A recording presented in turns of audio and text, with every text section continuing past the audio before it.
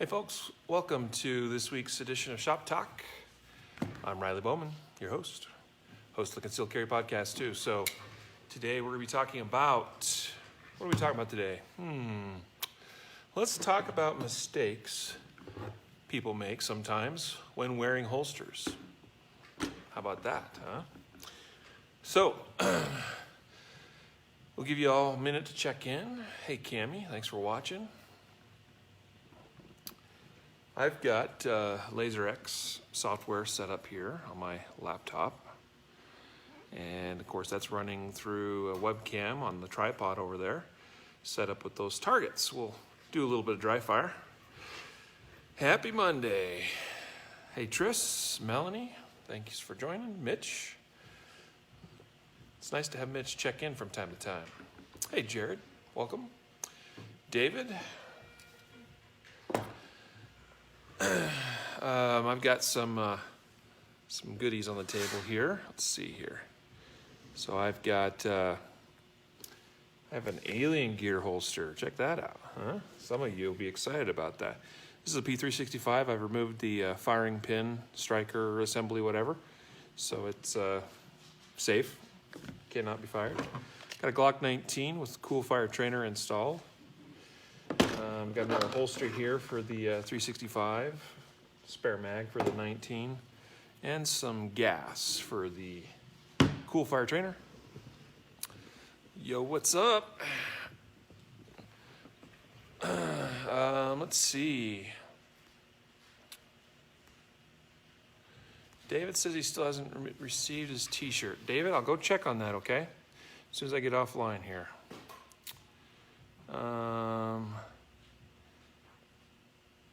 Cammie asking what webcam. This is not my favorite webcam, but it works. Which one is this? Good question. Let's see. I got to look at it. Oh, shoot. I moved the camera. It's a Logitech. I don't know which model, though. I can't see it on there. Now I screwed up my targets on the LaserX software. Let's see if I can get that dialed back in. Oh. David, just so you know, on those shirts, those are made to order, so they have a little bit more of a lead time than they're not just sitting on the shelf in here. I should make that clear. Is it David Bearden? David Adams. He won a Big Stick Gotcha. one, I think, in a giveaway. So I'll hop into the system here in a little bit when I'm offline, and we'll see where that's at. Hey Sean, Gary says school me please. Hola. Jerry, Delana, hello. Hi Caliber, hey thanks. Mitch is always here. He thinks he is. No, I'm just teasing. AGH, Michael, Tris, how do I like the P365? It's pretty cool. It's actually one of my favorite guns all time. I mean, it's a great gun. Gary, David loves his P365. Yeah, nice trigger. It's true. Tris. Hey Scott, thanks for joining. Hey, don't move it. Jacks everything up. Yep, and I did. I was trying so careful to be careful, and I wasn't careful enough. Sig P320. Yeah, first time I tried a P320, Michael, I liked it better than my Glock 2 as far as shooting it. There's still a lot of good things about a Glock, but the 320 it's a pretty nice gun. Yeah, 69 viewers now. Sweet. Good job, guys. Make sure you share today's video. We're going to talk again. Today we're going to be talking about some mistakes people make when wearing holsters. Okay, I'm going to give you some tips on how to wear a holster, how to do it properly. There's some common mistakes I see folks make, and we want to try to avoid those, I think, anyway.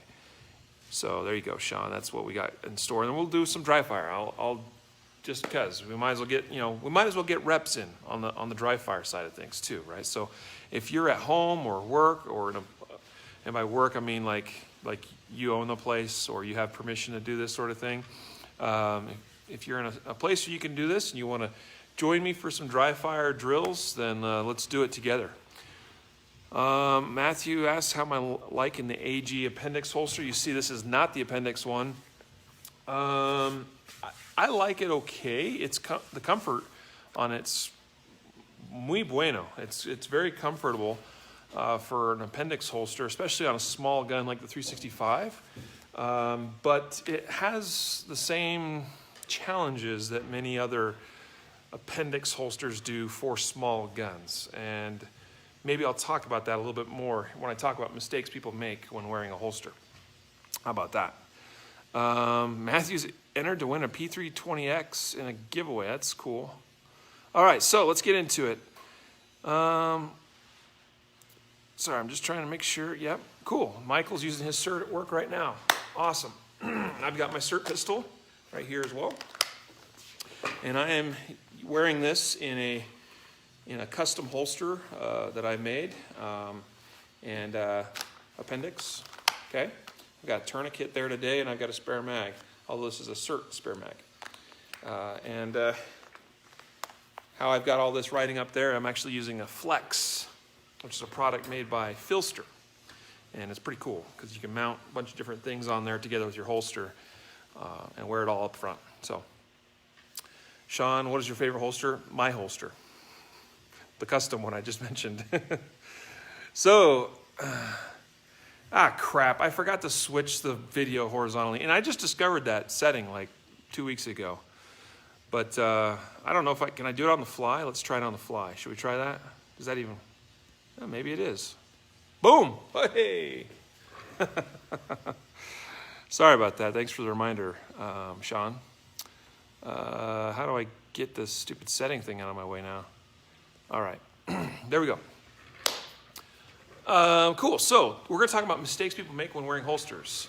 First thing I'm gonna talk about is, and actually this is not so much a wearing problem, this is more of a improper choice of a holster. So I want to talk first real quick about this area right here. All right, you see that? So what am I pointing at here? I'm pointing out at the fact that on this Alien Gear holster, they did an awesome job of making sure this area is clear so that when I'm grabbing my gun on the draw, I can get a full firing grip on the gun right from the draw. See that? That is absolutely critical. Now, sometimes it's nice when a holster doesn't interfere with your ability to get your thumb also all the way on the gun. But what you'll see is I do have a little bit of interference from the sweat guard, but that's not the end of the world. It's not my preference, but I tend to grip my gun on the draw like this anyway. So I actually placed my thumb. What I feel for, I'm real big. If you've not watched a lot of my videos in the past, especially dealing with holsters, I'm real big on index points. And this is not just true of holsters, but of gripping a gun. Again, I did remove the firing pin on this P365. You can see the hole right through there. All right, so this is this is safe. It does have a magazine in it. Of course, no rounds in it, and even if it had rounds, it wouldn't really make any difference because the trigger just moves back and forth. There's no firing pin, no striker, no sear, or at least no ability for anything to fire, okay? So I'm real big on indexes, all right? So I like to find indexes for my index finger to rest on when I'm gripping or grabbing the gun out of the holster so that my finger lands in the same place, the same way every time. That's a bit of a touch point saying, hey, I know where my finger is. When I'm going back to the holster, same thing. I know where my finger is. Okay, I can feel it. So I know my finger's extended, I know it's off the trigger, I know it's safe, and I can go back to the holster, or maybe this is at other times as well when it's not appropriate for my finger to be on the trigger, okay? And then another index I like to achieve when I'm grabbing my gun is I actually like to feel for the back left sight, or the rear left part of the sight. I actually place my thumb right on top there. Now, this is not something you have to do. This is just how I like to do it, okay? Why? Because as I'm building my grip, that ensures that thumb stays out of the way, until I'm done building the grip, because that's the last thing, is for that thumb to fall down and rest on my support hand. And that just keeps it out of the way, keeps it clear. That's how I like to do it. And by doing it that way, if I have a holster that interferes with that thumb achieving a good grip on the gun with a thumb, then it's a non-issue, because the way I grip that, if that sweat guard's in the way, it doesn't really matter. All right? Now, your thumb's not really needed to grip a gun. Okay? Here's my Glock 19. I shoot with a thumbs forward grip, and that thumb is flagged high until I complete building the grip. Okay? And so you'll note that even if that thumb is not on the gun, I could still hold on to this gun just fine. All right? We don't really use the thumb to grip or grab the gun. The thumbs don't really do much for us, okay? So having it here doesn't really matter. It doesn't affect my ability to grab.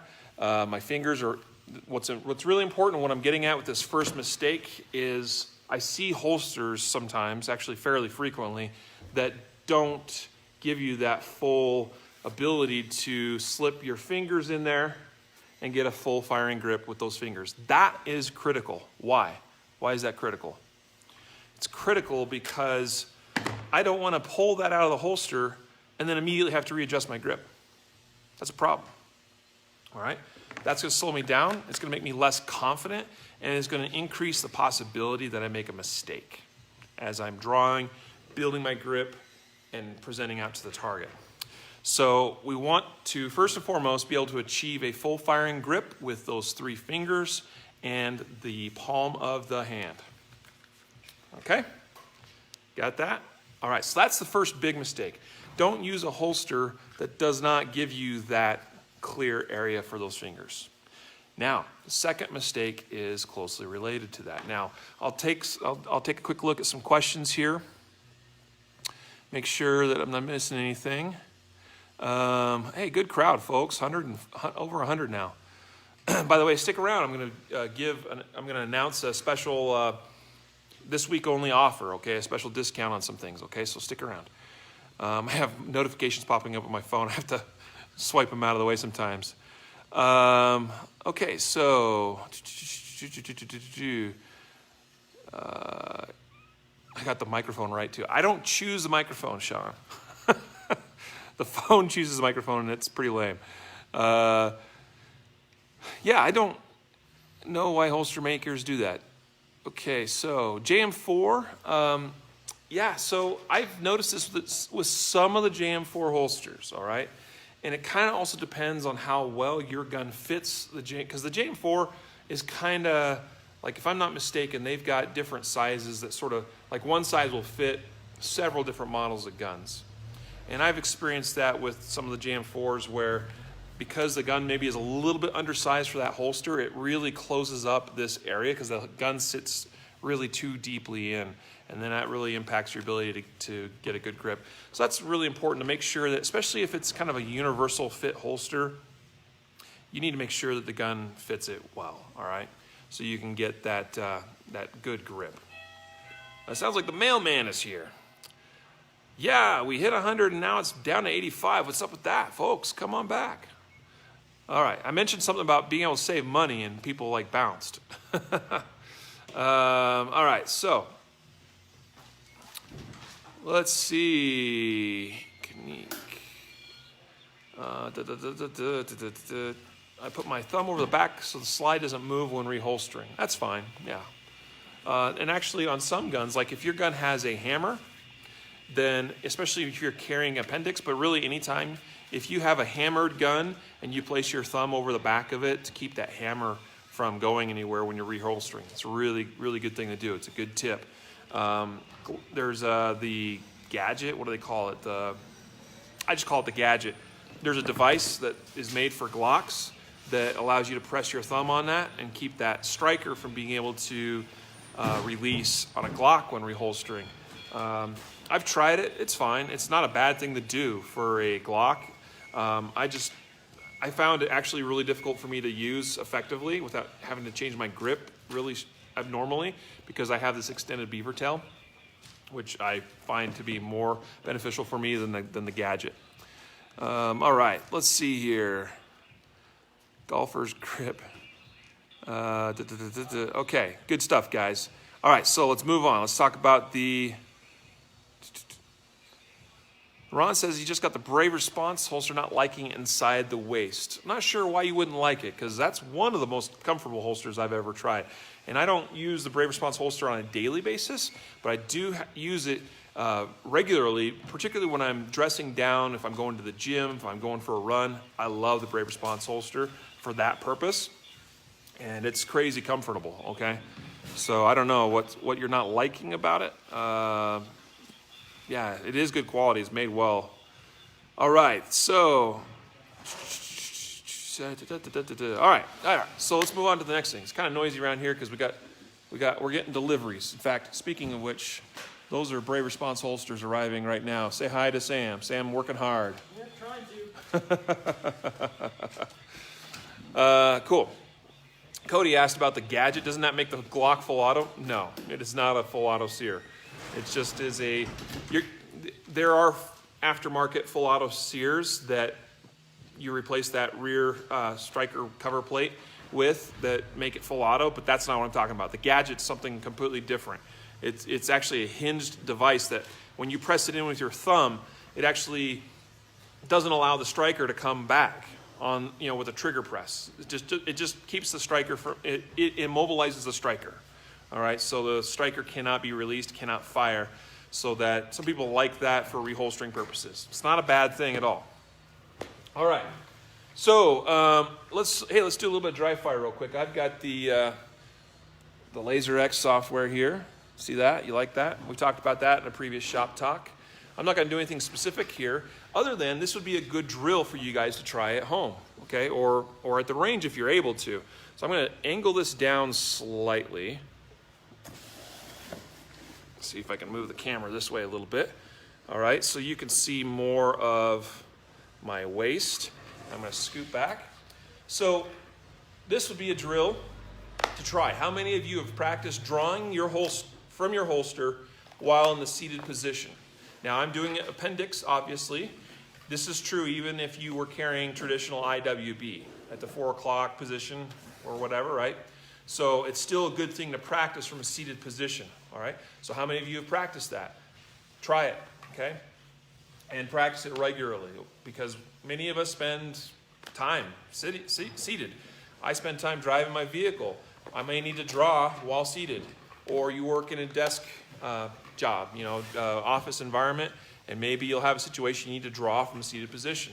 Maybe you're just at a restaurant enjoying a nice meal with your significant other, and something happens, and you don't want to draw attention to yourself by standing up so you can draw. Instead, you've practiced and you are ready to draw and use your gun from a seated position. Okay, so let's just do a quick little drill right here.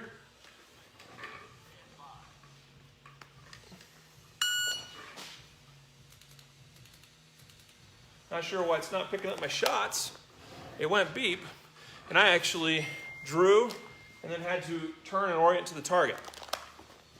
So, yeah, anyway, that'd be a good drill for you guys to try. All right, let's do that again. I'm not sure, again, why it didn't pick up. Let's get that recalibrated, actually. We'll recalibrate the camera and everything. Michael says he was just doing that. That's fantastic, dude. That's good work. All right, something going on there with the software, but let's see if it works this time. Shooter ready. Okay. Stand by.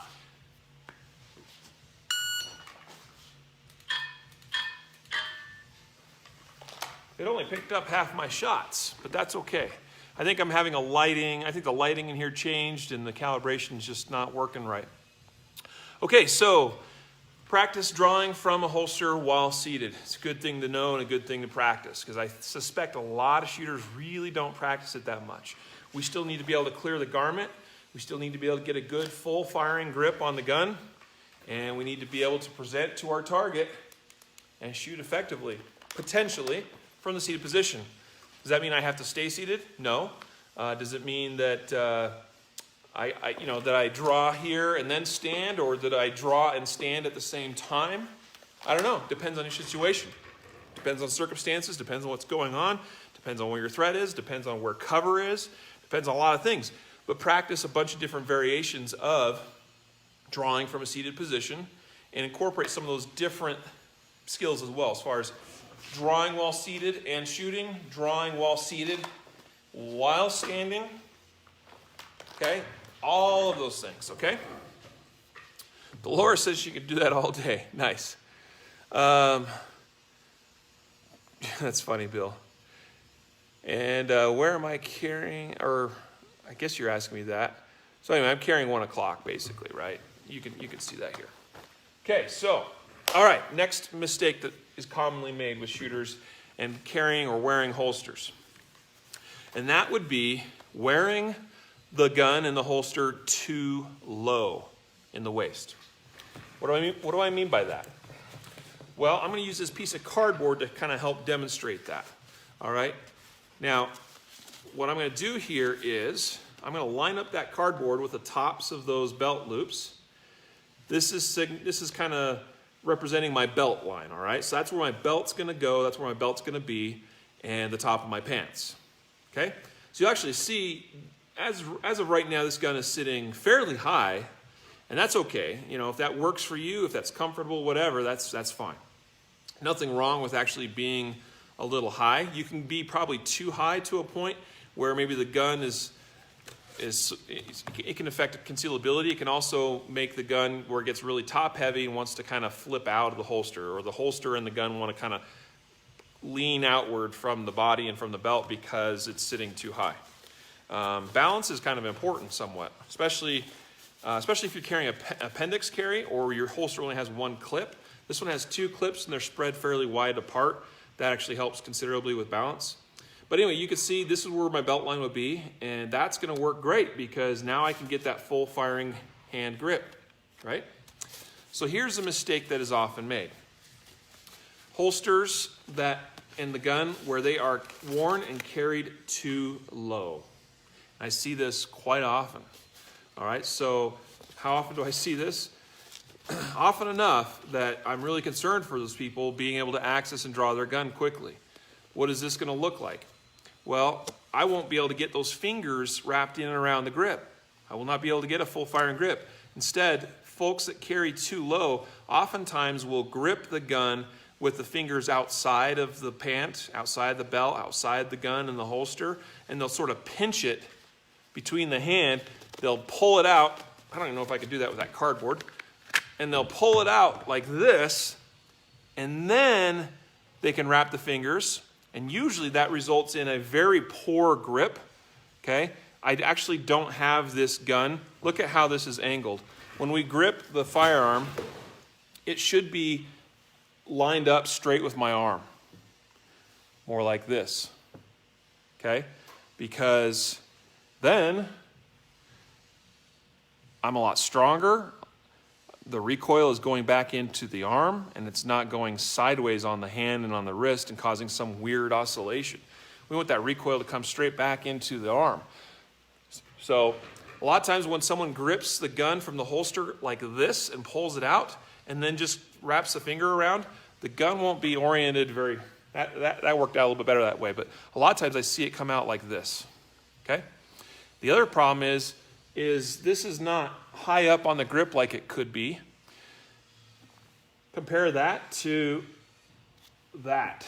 And you see I get that little bit of fold in the web of my hand.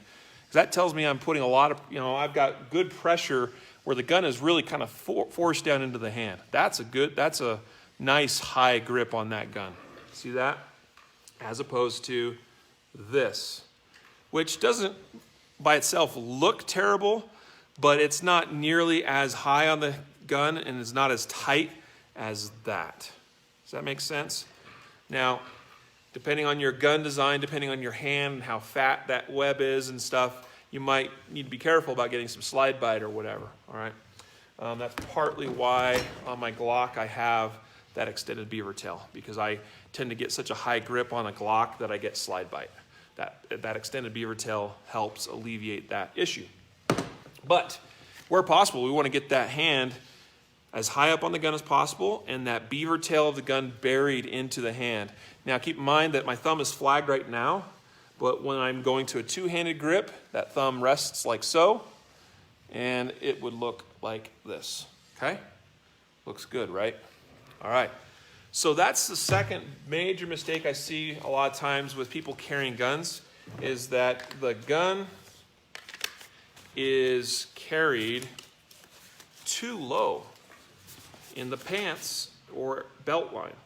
And that interferes with being able to get that full hand grip and build the grip the right way from the get-go.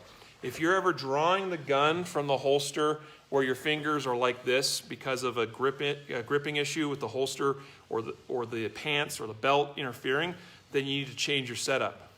Because I promise you that's going to slow you down, and it's going to lead to poorly built grips, and you're going to have to be adjusting on the fly a lot of times. It'll lead to inconsistencies in your grip, which leads to inconsistencies in your shots, inconsistencies in your shoot times, in your splits, in your shooting speed, okay? So we want consistency. We want to nail it the same way every time, so that some of this is just because of pure confidence. If you feel more confident about how that gun feels in your hand and shooting it, you're going to do a lot better as a shooter, okay? All right, let's see here. Thank you, Melanie. Great points. Just taking a look. What sort of questions do you guys have? There's a lot of great comments, but I'm curious if anyone has any questions besides why in the world would you order a steak well done? Yeah, I agree. Like, what's wrong with you if you order a steak well done? You might as well just eat. You might as well eat cardboard if you order your steak well done. Just teasing. Now I see where that came from. Sean, drawing from a seated position at a restaurant is good for when you order a well-done steak and they bring you one wounded and bleeding on the plate and you have to put it out of its misery, LOL. Oh my goodness. Okay, Sean, maybe we can't be friends anymore, buddy. All right. James has a Smith & Wesson SD40VE and uses soft armor holster. Very comfortable. I'm not sure what the soft armor holster is, but that's cool. All right. Cool. So any questions, feel free. I see your question, Casey. I'll come to that in just a second. Earlier, there was a question, let me think a minute, about, whose was it? I said I might come back to that. I'm going to see if I can. Oh, yes. How am I liking the Alien Gear appendix holster? Thank you. That's a reminder for me, Matthew. Okay, so I just talked about how a common mistake would be wearing the gun in the holster too low in the pants. That causes problems with getting grip on the gun. Here's another common problem, especially if you're an appendix carrier. So let me talk about while I found the Alien Gear appendix holster, I wore it for a couple of days. While I found it to be acceptable, it's fine. It's not a bad holster. Comfort-wise it's good. I was actually very pleased and pleasantly surprised with how comfortable it was to wear in the appendix position. Here's one of the challenges. When we try to carry a gun as small and as short as a P365, so the way I think of this is generally any gun that has a barrel less than 4 inches, this tends to be a problem. We're talking Smith & Wesson Shields, Glock 43s, 42s, P365s, etc. Okay? Anything that has a barrel less than 4 inches, this tends to be a problem. What I'm referring to is not being able to have enough of the gun inside the pants to have good balance and good concealability. All right, so what does this look like? Now, appendix carry, by the way, is unique in that it is often done vertically where there's no cant on the gun, okay? And the reason being is because we are drawing from straight in front of us, and the gun in the holster is coming straight up and straight out. So we really don't need or want any forward cant. Now, on this IWB holster, this would be worn at about 4 o'clock. I'm drawing from behind the hip, and the gun needs to kind of come forward right? Because that's where the gun is going. It's going forward to present to the target here. But from appendix, it's coming from a zero cant holster most of the time. Some people like to have a little bit of a cant, even sometimes a negative cant, not the forward cant, but kind of a reverse cant. It's just going to depend on what works for you and what you like and what's comfortable.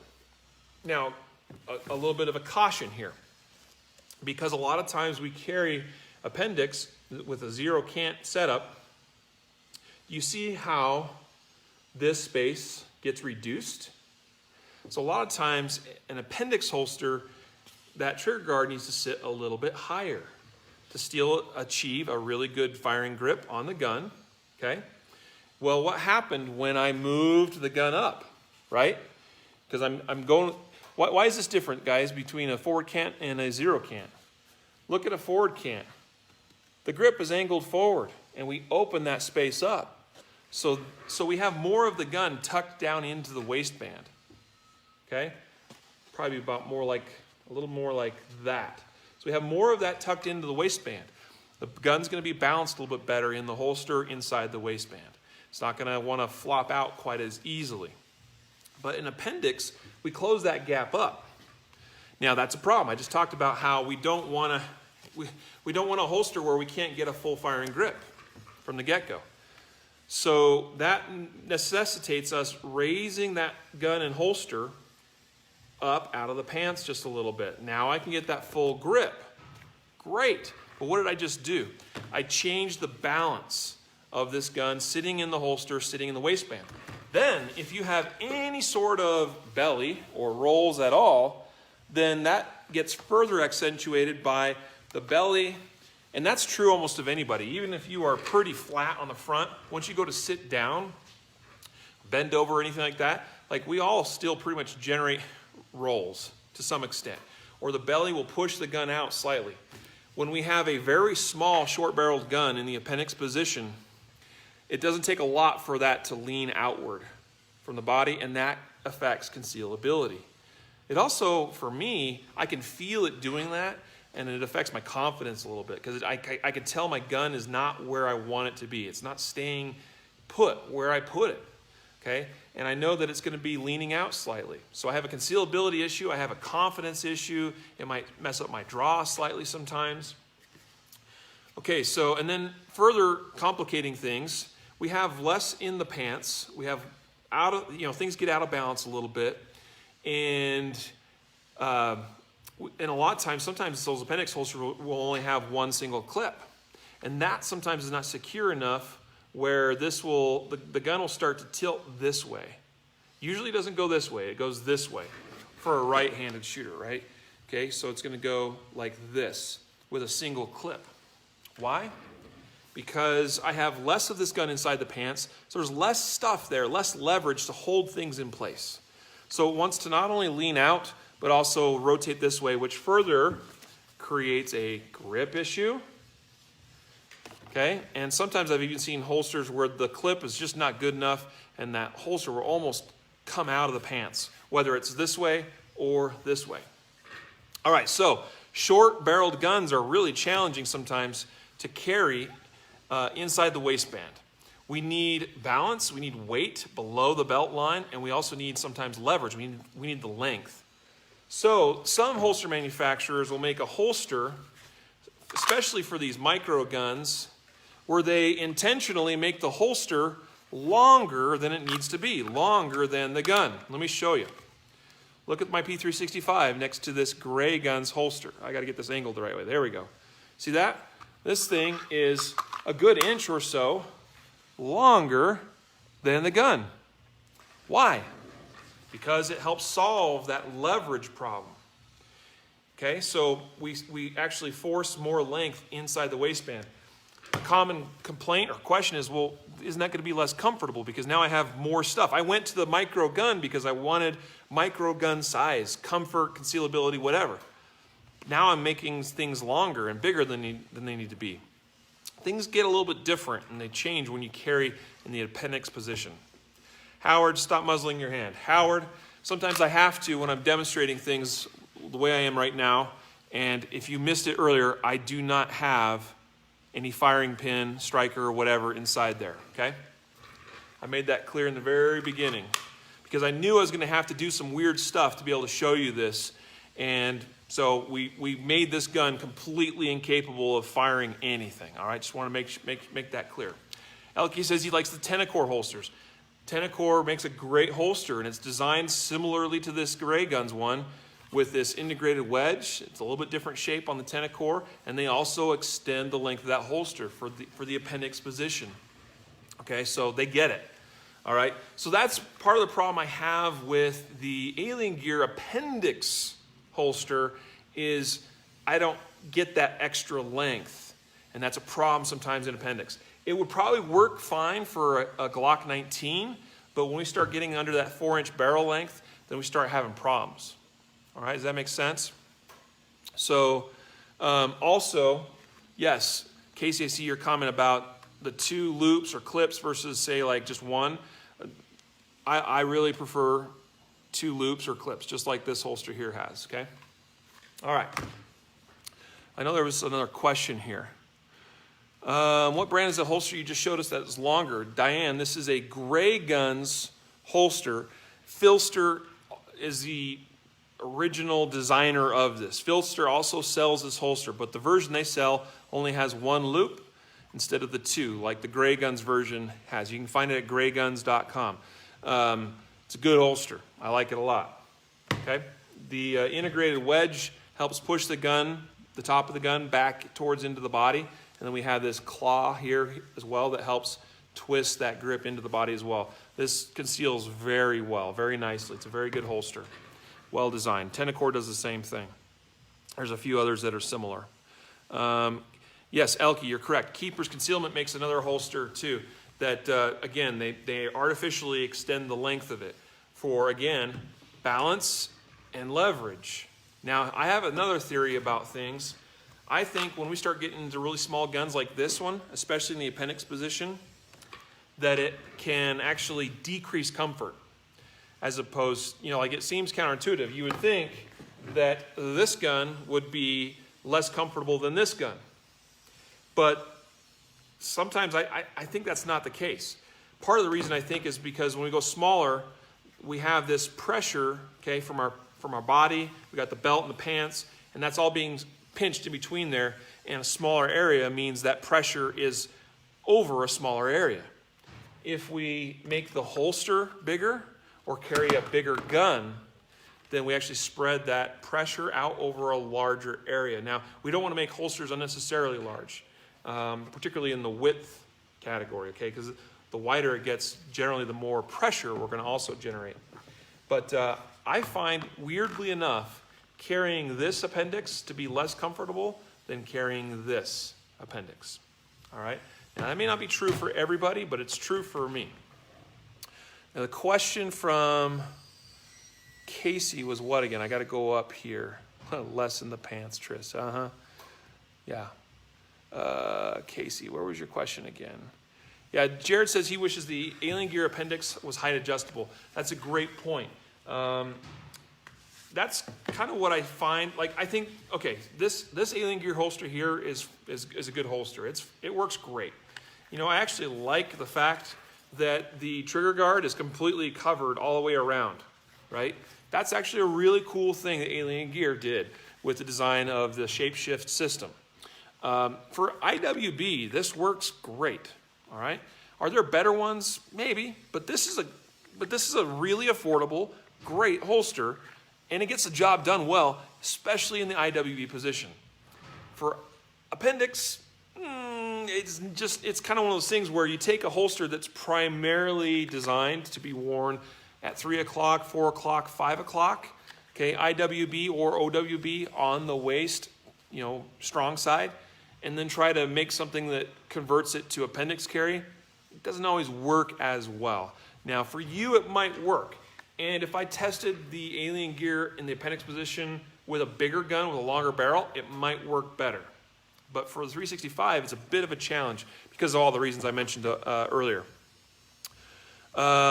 Still trying to find Casey's question. Casey, what AIWB besides a custom would you recommend? That Gray Guns one is a really good holster. They don't make them for all models though. Filster makes a good holster. Keepers Concealment makes a good holster for appendix carry. JM Custom Kydex makes a great holster for appendix as well. There's a few guys that really for appendix have made they've made their name on appendix carry, okay, because they know how to do it well. And they don't necessarily make good IWB holsters for 4 o'clock, or they don't make them at all. That's not true of all the ones I mentioned, but anyway, so I think designing a holster for appendix carry is a different beast. It's a different thing than making other holsters. All right. Okay, I saw another question here. Is it better to have 2 clips on your IWB holster than just 1? I think 2 clips is always a good idea, no matter the style or type of holster. I rarely find a holster I like that just has 1. Oh, 1. So I like 2. And I prefer these soft loops over clips. Clips are okay for an IWB holster where they're spread widely apart, and these are not as likely to pop off the belt, although I have had it happen. Where I see problems is when we take and we just do the single clip in the center on a holster like this. I've had those holsters pop off the belt before, and it's not a comfortable feeling at all. Plus, two loops or clips is always more secure. You could tell it feels more secure. You have more confidence in carrying your gun in your holster. So, yes, always 2 is always better. Delana, any advice for first-time ankle holster user? I don't know. Any advice?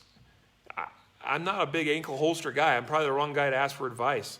I have my ankle IFAK right here. And probably what I would say is get one that's comfortable. I know DeSantis makes a good one. This is a Wilderness Tactical. They make an ankle holster as well for guns, and it's comfortable. It's good enough. Okay. What's your take on the guy seemingly in a gun shop that shot himself carrying appendix? Something went wrong there. That's what I think. I've carried appendix now for quite some time, and I've never once felt like I was going to shoot myself, okay? Use your brain, have good fundamentals, okay? And where it comes to safety and all that, and how you draw, how you holster. I say the same thing about no matter where you carry. About that guy, said, folks, if you don't know, there's a video of a guy, he placed his gun in his holster and then stuck it in his waistband, and then he went over to pick up a bag or something off the floor. When he bent over, it fired. Something got caught in that trigger or trigger guard. It had to have. So I see that as a user error type problem, not necessarily a problem with the place he was carrying or the holster he was using. My understanding is he was using a G-code holster, which I've generally found to be a good holster. He was using a Glock 43, I believe was the gun. Should not be any problems there, but there was a problem. So somehow something got caught in the gun, in the holster, in the trigger guard, whatever. And when he bent over, that allowed it to somehow fire. Okay, he put enough pressure on it that it allowed it to go. Maybe the gun was not actually fully snapped in because something was in the way of the trigger. And then when he bent over, his gut pushed it the rest of the way, and that pressed the trigger. That's all I can think, Bill. Diane, I'm not sure what you're asking that about, but why? They are such a pain to put on. So if you could clarify that. Riley, please talk about what it takes to carry AIWB in a comfortable manner while having a little or more than a little belly. You can see I'm doing it here, guys. It really, what it takes is the right holster system for you. I like a holster that doesn't have a lot of sharp edges, okay, especially on this part, okay, that's also fairly round across the bottom, like this one is. It's somewhat rounded. It may not look like it, but it doesn't have really any sharp edges. I like a holster that has a wedge, whether added on after the fact, whether it's a foam wedge, a rubber wedge, integrated. The one I'm wearing right now, I'm not going to take it off because it's a bit of a process, has a kind of a soft rubber type wedge in the same position as this one. It works really well. It's really comfortable. It also has a very nice rounded profile. Everywhere that my holster is contacting my body is rounded. That's really key. And then having that wedge helps push this into the body, and then having a claw helps bring this also into the body. That was another challenge I had with the Alien Gear appendix holster, is no claw meant that I could only carry the P365 with the little short 10-round mag. The 12 rounder was too much. It was sticking out there too far. It needs a claw to make that work a little bit better. But again, I switched over to the IWB, and I haven't carried IWB at 4 o'clock in a long time. And I switched over to this and quite enjoyed it. It was very comfortable, and yeah, so this is a good IWB holster. I have nothing against the Alien Gear IWB. I have maybe some things about hybrid holsters in general, but as far as hybrid holsters go, I have nothing against this one. Do you find it comfortable to appendix carry while driving? Dude, I did it today, Michael. All right, it's all about positioning, making sure that it sits up high enough. Okay, we don't want to be crossing the bend or where the leg bends, right? We have that crease. We can't be crossing that at all with the gun or the holster. So a lot of times I think people have issues with appendix. It's probably because they're wearing the gun too deep. You see how high this is? How much space I have underneath that grip above the belt? That's where it needs to be on me for it to sit above the crease in the leg and be comfortable. And of course that allows me to get a good firing grip. All right, another dry fire opportunity. Okay, so any good cross-draw holsters? I don't know. I'm not a cross-draw fan. And I got to start wrapping this up. Let me introduce to you the special for this week. Today is tax day. Yay! Not. So we have a special. Holsters for sale on our site, concealedcarry.com. You can save 15% this week if you use the coupon code TAXDAY15. Tax Day 15 is convenient, right? Because today is 4/15, April 15th. Tax Day 15 will save you 15% off holsters available at concealedcarry.com. All right? You're so funny, Elkie. Shoulder holster. Yeah, man. Shoulder holsters have the same problem as cross draw. We'll talk about that another time. Smallest gun you carry appendix. I carry the 365 in a good holster like this Gray Guns holster because it works and it's comfortable. In fact, I was wearing that yesterday. I had worn the IWB for a few days, and then yesterday I decided to go back to this. I haven't done the Gray Guns one in a while. But I tend to lean towards a mid-sized gun like a Glock 19 for appendix position, all right? But the 365 works too if it's got the right holster. All right, I know I'm way behind in comments, so I'm jumping down. There we go. Mitch has posted the link. So if you go in there, click that link. It'll be in the description of today's Facebook Live as well. Click on that link. It'll pull up all the holsters and things that we have available on our site. And again, Tax Day 15 saves you 15% off all this week. Congrats, guys. All right, let's see here. Boo, Tax Day. I'm glad you guys think it was good info. Let's see. I'm just taking a quick peek here at some more comments and questions before I go. I know it's hard for me to stay on top of everything that comes in. It comes in so fast, guys. Did I CNC that or injection mold? The holster I'm wearing, my custom one's just Kydex. It's just it's heat, formed in a press with a mold. Oh, I see, Diane. So yeah. It's more difficult to put on when you have two clips. It sometimes is, especially IWB, okay, because you got to reach behind your back. But for appendix carry, it works great, okay. And this really doesn't take me much effort to take off and put on. See, I can pull that right out, and when I put it on, I just stick it inside the pants and grab that loop there and pull that up and snap it. Grab that one, pull it up and snap it. Okay, so. Yeah, it is a little more challenging, obviously, when you've got the two clips wider apart and it's behind your back slightly. I feel you there. Okay. Elkie, but the guy was bending forward should reduce tension. Any clothing got caught in the holster. It was weird. I agree. That's why I think something was caught already in the trigger guard and that somehow he didn't get that gun all the way snapped in. And then you could see, if I bend over, see that? It just snapped my gun in the holster. Snap. That's what I kind of think may have happened in that situation. I could be wrong, but that's, to me, what it looked like. All right. Guys, thanks so much for watching this week's edition of Shop Talk. Appreciate you watching. Go get that dry fire on, okay? Get some practice. Okay, practice from the seated position. I missed that last one for some reason. It's gotten brighter in here because of the sun. We got a skylight here in the warehouse. So I think the calibration just gotten all weird and funky on my Laser X today. Go get that dry fire on, okay? Practice from seated position.